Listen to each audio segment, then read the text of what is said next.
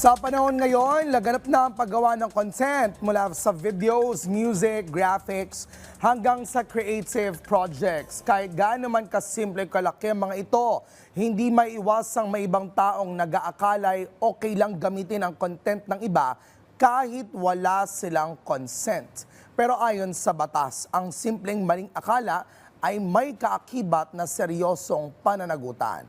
Ngayong araw, pag-uusapan natin ang isyong ito. At makakasama natin si Attorney Ruel Ilagan para ipaliwanag at gabayan tayo sa usaping unauthorized use of content. Rise and shine, Attorney. Welcome back. Magandang umaga mga ka-RSP. Of course, gagawin po natin ang segment natin today online. At nandito po ako ngayon para talakayin ang isang napakahalagang issue na kinakaharap ng maraming tao at ating mga kababayan patungkol sa intellectual property, ang unauthorized use of content. So alamin po natin kung ano mga legal na limitasyon ng gawain ito. Okay, let's go now to the question, Attorney. Ano po ang ibig sabihin nitong unauthorized use of content sa ilalim po ng ating Philippine Intellectual Property Laws? Go ahead. So sa ilalim ng ating batas, yung unauthorized use of content ay tinatawag nating copyright infringement. Ito ay yung paggamit ng copyrighted work ng walang consent o walang permisyo ng copyright owner. Okay, Attorney, may ways po ba para maprotektahan ng content creators yung kanilang gawa para hindi magamit ng iba without permission? Okay, madaming paraan na pwede mong gawin upang protektahan yung copyrighted work mo. Una, kung mga photos, lagyan mo ng watermark, okay? Or lagyan mo ng copyrighted notice. Okay? Pangalawa, sa ating kasing batas, the moment you created or copyrighted work, protected na yon, okay? Pero for evidentiary purposes, later on, pagkakaroon nagkaso, sasabihin, ako ang mas unang gumawa nito, ako ang original creator nito. In order for you to be protected, you can register the copyrighted work before the Intellectual Property Office or National Library. So ito yung mga pwede niyong gawin upang protektahan yung mga copyrighted work. Ngayon naman, for digital creations, pwede niyong lagyan ng content ID or you can restrict yung use by having control of those creations that you do online or digitally.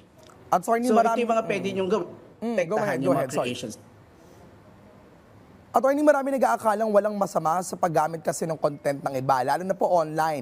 Ano po ang pwedeng mangyari sa legal side kung may gumamit ng content ng walang permission? Okay.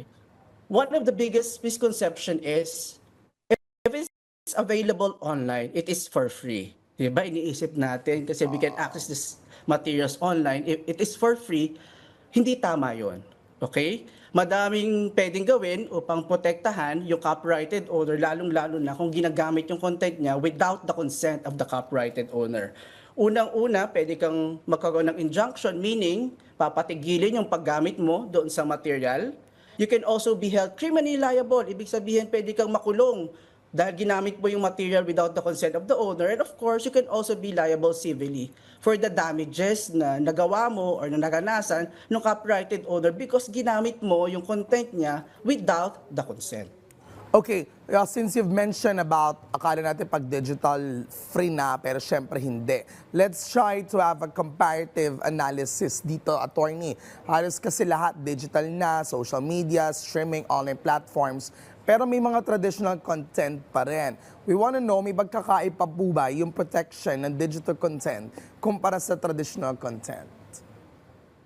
Sa ilalim ng ating batas, yung traditional and digital content, wala siyang pagkakaiba. In other words, they are both protected. Kasi nakalagay sa batas, any original or derivative works will be protected regardless of the medium of expression. Meaning, kahit traditional siya or digitally, protected din siya sa ilalim ng batas. So ang pagkakaiba lang siguro is, pag digital, mas mabilis siyang nakokopya at mabilis din siyang kumakalat.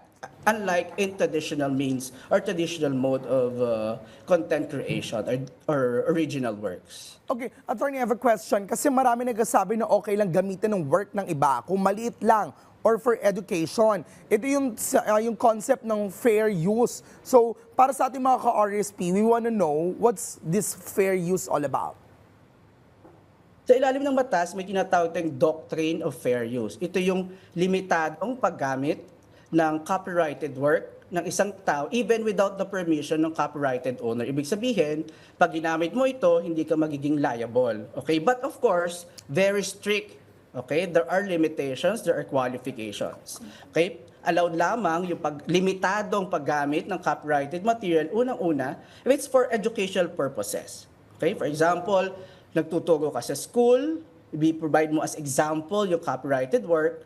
Obviously, in that circumstance, you'll be allowed to use the same even without the consent of the owner. Pangalawa, laging kino-consider is if it's for commercial value or wala namang bayad. Okay?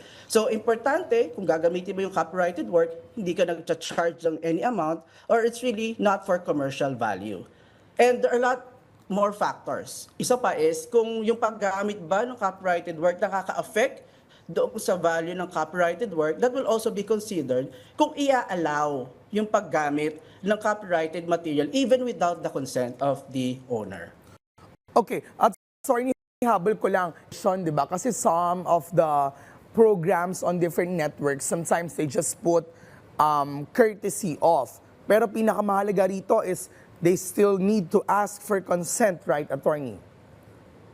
Yes. One of the exceptions nga also, yung doctrine of fair use, ginagamit for news reporting, commentaries, provided, of course, you acknowledge the source of that copyrighted material.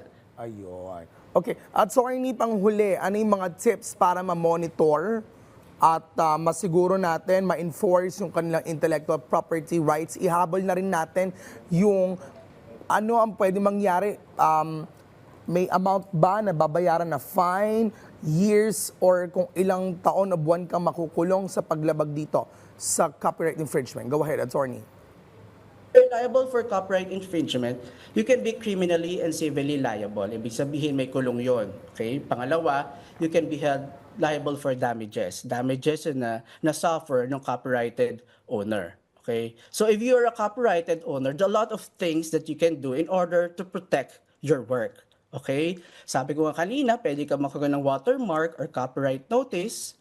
Pagka mga digital content, you can have content control.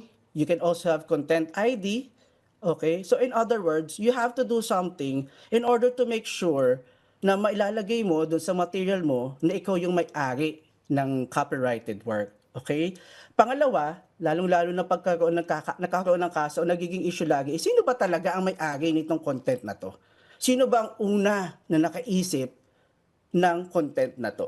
Okay? So in order for you to be protected, you can register the copyrighted material before the Intellectual Property Office. So in other words, maganda tong ebidensya, nagpapatunay na yung copyrighted material mo is ginawa mo sa ganitong time, sa ganitong oras. In other words, ikaw ang mas may karapatan at ikaw ang tunay na may-ari doon sa copyrighted material. And I think ang bottom line dito, yung copyright infringement, hindi lang siya usaping batas. It is also, usapin din siya ng pagrespeto at pagkilala sa hirap, sa tiyaga at talino ng mga gumawa ng copyrighted work. So I think it's all about respecting and recognizing the efforts of those owners or who made this copyrighted material, copyrighted work. So, irespeto lang po natin sila kasi pinaghirapan nila yung copyrighted work and materials. Ang galing pala, attorney, no? Parang karelasyon mo na kapag may karelasyon ka na, yun lang dapat yung pinakakarelasyon, wala nang iba. In short, nakaka-copyright na kayo sa isa't isa. Ang tanong, attorney, may nakaka-copyright na ba sa'yo? Wala naka-copyright, hindi rin naka-register. Ayun, so hanap tayo na pwede mag-copyright kay attorney at ma-register na yan. On that note, maraming salamat po sa pagbabahagi sa amin ng kalaman patungkol dito sa copyright infringements. Attorney Ruel Ilaga, ng Presidente ng Integrated Bar of the Philippines, Quezon City Chapter. Yan po atin ang pag-usapan ngayon dito sa Legal Ba?